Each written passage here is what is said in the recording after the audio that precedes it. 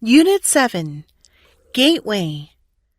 The concept of over-tourism rests on a particular assumption about people and places common in tourism studies and the social sciences in general.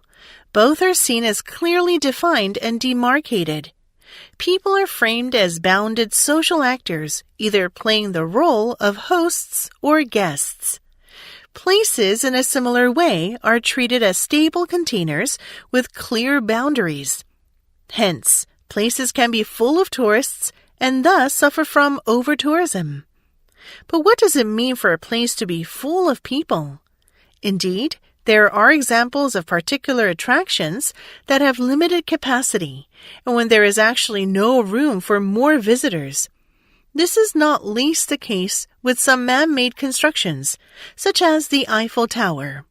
However, with places such as cities, regions, or even whole countries being promoted as destinations and described as victims of over-tourism, things become more complex. What is excessive or out of proportion is highly relative and might be more related to other aspects than physical capacity, such as natural degradation and economic leakages, not to mention politics and local power dynamics.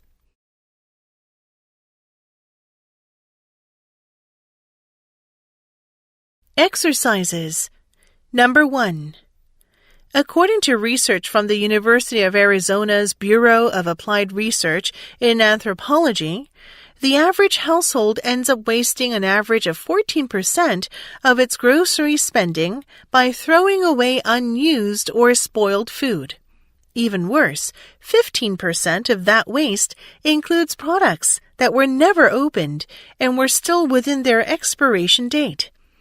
This statistic really makes me cringe. Why not just set dollar bills on fire while we're at it? The study also found that a family of 4 ends up throwing away an average of $590 of perishable groceries per year, such as meat, produce, dairy, and grain products. You can save an average of $50 per month by avoiding overbuying perishable foods. Check your supplies before shopping and estimate the exact amount you'll need to buy for the next week. This is also a good time to throw away outdated leftovers. Make sure perishable items are in view and use up good leftovers for that day's meals.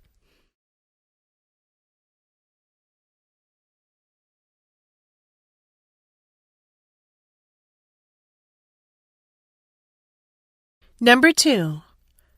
Throughout history, human imagination has been a double-edged sword. On one hand, it pushes new discoveries, but for every newly established scientific fact, there are often multiple incorrect hypotheses, which must be corrected along the way or risk becoming myths. Thomas Edison is credited with saying, "I have not failed. I've just found 10,000 ways that won't work," implying that error is part of invention.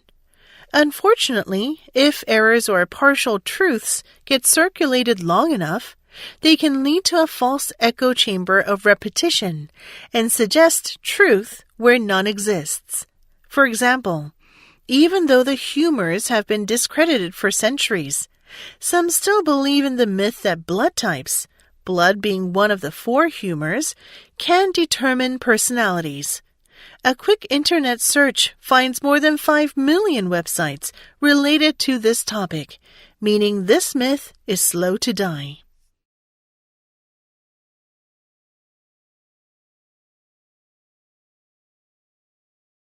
Number 3.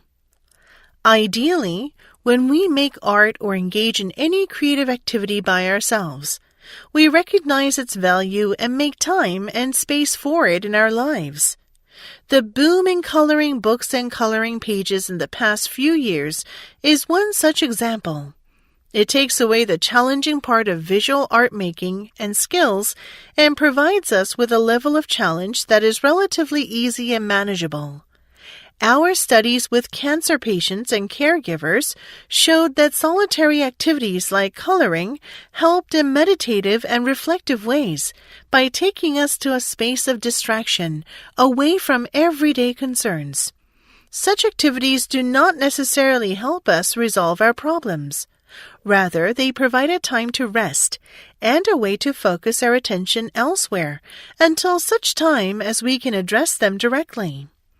When we make art by ourselves, it can help us self-regulate, feel a sense of mastery, control, and agency over our lives, and engage in reflective, validating, contemplative, or meditative practices.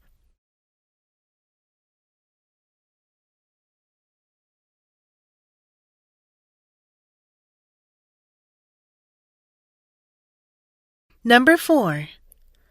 When Galileo rolled the balls down the inclined plane, he didn't merely look and see what happened. He very carefully measured the distance traveled and the time it took to travel that distance. From these measurements, he calculated the speed of travel. What he came up with was a mathematical equation relating numerical quantities. We can imagine that when he observed the moons of Jupiter, he didn't merely see some spots at various different places from night to night. He kept track of where the spots were, compared their positions from night to night, and perhaps did some calculations intended to compute what path they were traveling, to find out that their change in apparent position was consistent with their being bodies moving around Jupiter. Similarly, in my hypothetical bird experiment, I imagined myself as a budding junior scientist, weighing the stuff I put into the cage and calculating percentages by weight of what was eaten. It's obvious. Numbers are important to science. Scientists measure and calculate. They don't just observe.